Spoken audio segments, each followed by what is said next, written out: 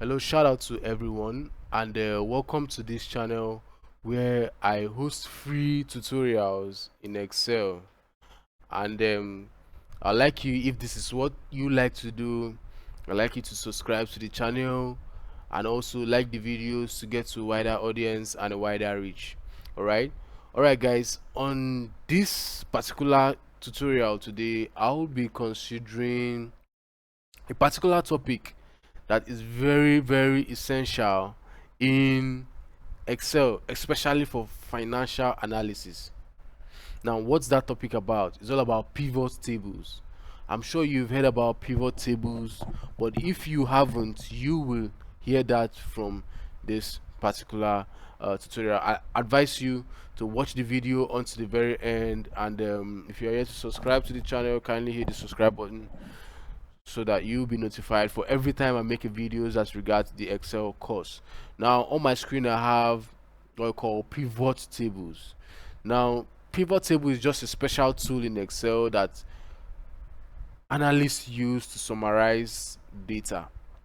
What do I mean by it is used to summarize data? We are going to practice that and also do a practical example, but before that, let me give you a brief description of what pivot table is all about. Like I said earlier, it is used to quickly summarize data in something you can briefly interpret. Okay, now imagine you have a long list of sales record. You have a long list of sales record, probably different products and also salesperson.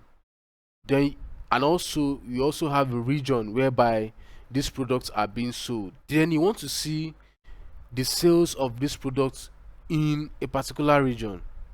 You want to see which region this product is thriving, which region this product is selling so well, so that you can increase your unit production of that particular product in that particular region. So this can be done with the aid of what pivot tables. All right, like I said earlier, imagine you want to see the total sales by product. Okay, and you want to see how many times each product was sold. You want to see the results that are being grouped by region, date, or salesperson and more. So pivot table is just a very wonderful special tool you always see in Excel. Now take a look at this sample data. You can see these products here: apple. You can see apple here. You can see banana. You can also see banana here, and you see the quantity sold. Now this is what pivot table will do for you. Pivot table will group all the all apples together and tell you how many has been sold and the price, the total price that has been sold for apple. And it also group the bananas. Let me say you have a long list of apples, I also have a long list of bananas here. So pivot table is going to group them for you in a way that you can easily summarize that data. So it's just a special tool in Excel.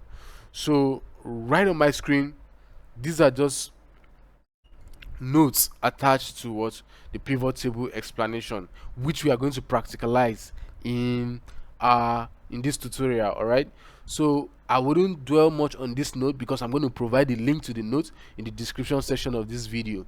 So I like us to go straight to the practical points whereby we're working with pivot tables. All right, right here on my screen I have a sheet,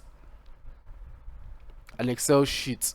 All right, this is an Excel sheet showing the crashes, the death that has been involved with Tesla vehicles. Okay, I'm sure everybody knows Tesla vehicles. They are cars, automatic driving cars, created by one of the richest man, which is Elon Musk. Okay, so let me give you a brief summary of how this report was generated.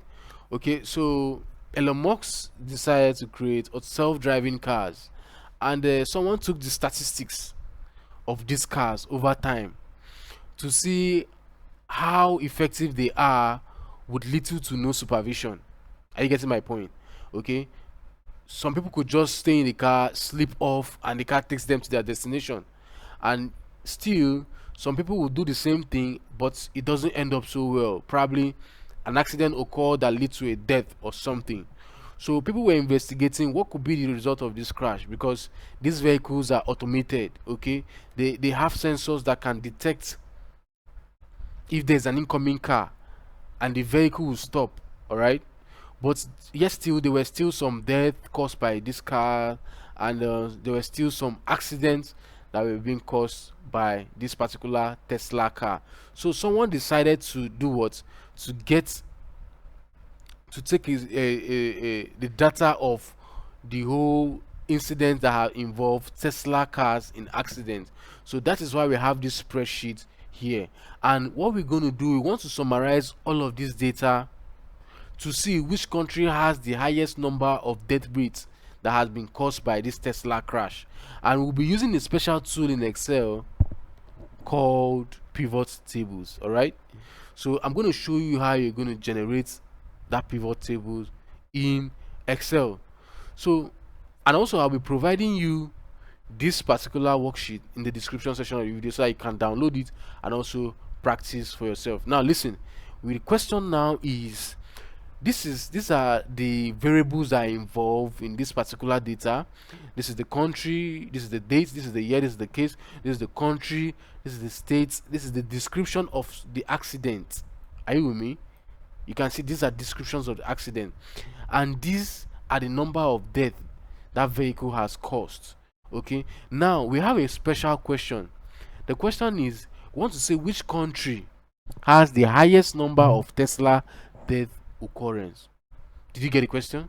I want to see which country has the highest number of what? Tesla death occurrence. You can see in this data set, this is USA. USA has one. This is Canada. This is USA again. This is USA again. So what pivot table will do, pivot table is going to group all the whole USAs into one row, group another country if there are more than one into one row, and you can see the total number of deaths that has occurred in such country. So in other words, it summarizes your data set for you. Remember the question. Now before we can go ahead to implement pivot table in this data set, the first thing you need to do is to make sure that you highlight the area you want to cover in the pivot tables. Now our area of concentration is in the country and also in death that has been caused. All right, so the first thing I like to do is to highlight the country variable.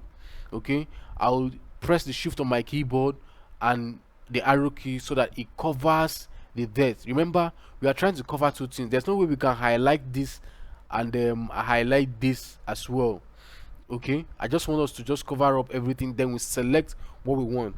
There's actually a way we can highlight this and highlight this, the countries, and we highlight the death, but I just want us to cover up all of this. Although we will not be using the state, we will not be using the description. We just want to see the country that has the highest occurrence of what? Tesla accidents and death.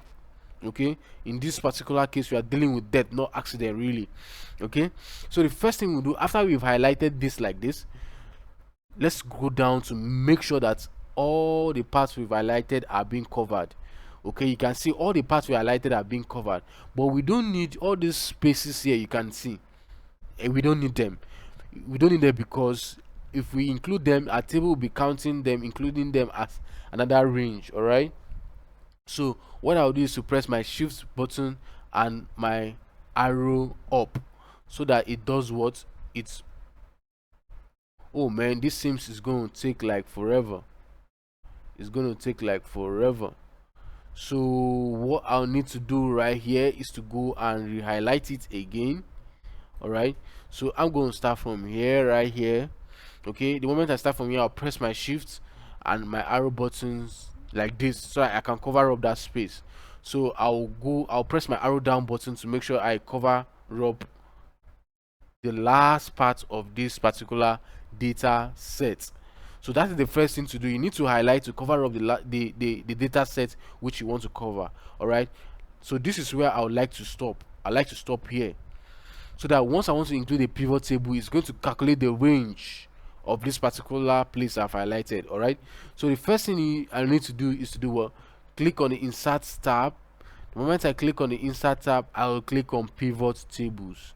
So when I click on pivot table, it's going to show me the range it wants to calculate, or it wants to summarize the pivot table for. Now what's my range? My range is starting from D1 to the last part, which is G295. If I should scroll down, all right guys, like I said, if I should scroll down, down, it's going to stop at 295. All right, if I take my, okay, I'm sure because of the dialog box here, it's not going to permit me to scroll down. All right, so what am I trying to show you? The moment you see this pivot table presenting the range which you've highlighted to cover, it's telling you that this is the particular range is going to show you the pivot table for. Then this particular option here called a new worksheet, I like advising people, when you want to create pivot table, make sure you create it on a separate worksheet. The moment you create it on a separate worksheet, it doesn't mix up with your particular data set or on this particular worksheet, because the moment it mix up, it looks so boring and so it look unorganized. So it's advisable to create it on a new worksheet. So Excel will automatically set this and place this on a new worksheet. All right, so what we need to do now is to click on OK. When we click on OK, you're going to see this appearing on a new worksheet. Remember, this is our previous worksheet that we've been using, all right, and this is the new worksheet whereby the pivot table will be inserted. Okay, now what really is the question? The question is, we're trying to see the country with the highest number of Tesla debt, the country whereby Tesla has caused significant debt. Are you with me, guys? Okay, so what I'll do, I will click on country. The moment I click on country, Excel is automatically going to place that variable called country in this particular section whereby it fits into. Okay, we call it the row section. This is the row. You can see all the country. The moment you click on it, it presents them for you. These are the rows. Australia, you can see Australia, Belgium. Now we are not yet done. We are not yet done. Now the next thing we want to present is the debt. This variable called the debt. Okay, this variable called the debt will do what? Will be presented in, it's a variable that has values, so it will be presented in what? In the value section. So I want to extend this particular Excel column so that you see it. You can see now this data set has been summarized with the two variables called country and debt. You can see the countries on the row section, excuse me, and you can also see the debt that has been caused by this car on this particular section.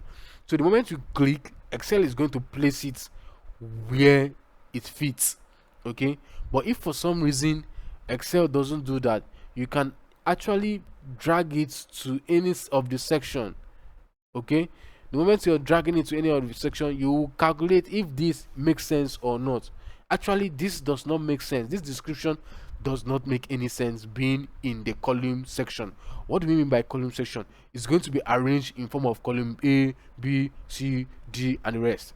Do you understand? So whichever variable fits to be in the column section, you can always drag them and put in the column section. But right now I want to remove this description, and the only way I can remove this description is by right clicking. If I right click, I'll click on remove field, so the description has gone, right? So we are now left with what? The rows and the what? Sum of them. Remember our question was to find out which country has the highest number of highest number of deaths caused by this Tesla car. Now it seems we are getting closer to our answer. This has already been summarized in pivot table. Can we scroll down? Now, mere looking at it, you can see that USA has a significant number of deaths caused by this Tesla car. So a lot of people in the USA were really affected by the death it has caused. You can see over 261 people have died in the USA as a result of Tesla accidents. All right, so I can recall, yes, I can recall this issue was given, was exposed, and was Elon Musk was called out as regards this particular issue and his team. that why is it that in the US we have a significant number of what deaths, people who had died as a result of using your car. Okay, so it was now traced that people who uses this car in the US, they drive the car with little to no supervision. What do I mean by little to no supervision? Someone can be in a Tesla car and probably he feels that this car is automated. Okay, are you with me? He feels this car is automated, he can decide to sleep off in the car and believe the car will take him to the destination.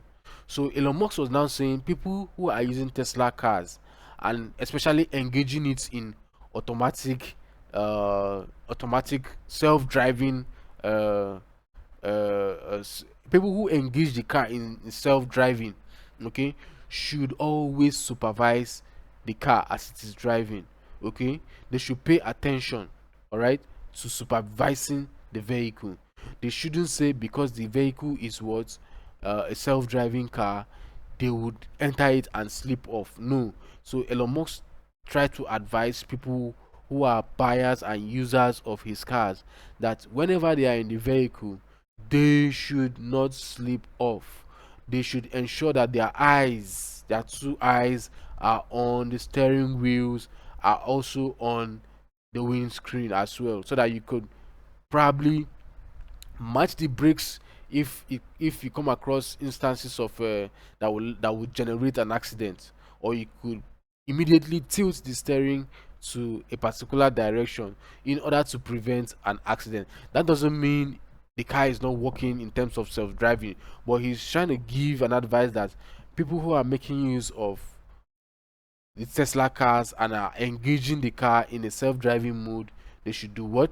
They should supervise. So after that, after that brief uh, talk with Elon Musk, people started using Tesla cars again, and they were able to supervise their journey. And guess what? There were less amounts of death that occurred during that time. So this is why pivot table is very important, guys. It helps you to summarize your data, okay, into something you can be able to read. Now instead of us going back to this data set to start creating a sum function that will sum all the debt that have occurred in the years, why don't we use a pivot table? A pivot table has helped us to summarize it. You can see the way it has helped us to summarize it, and we know that the country with a significant number of deaths caused by Tesla car is the US. Okay, after that it's followed by China. Yes, but China does not have significant amount of debt that the US have. Okay, so guys, if this video is something you like to resonate with, is it something you like to learn more about this, I'll advise you to subscribe to the channel, and I'll be providing this data set in the description section of my video. And I'll advise you to subscribe to the channel, like the videos to get to a wider audience and wider reach. All right guys, peace, and I'll see you in the next video.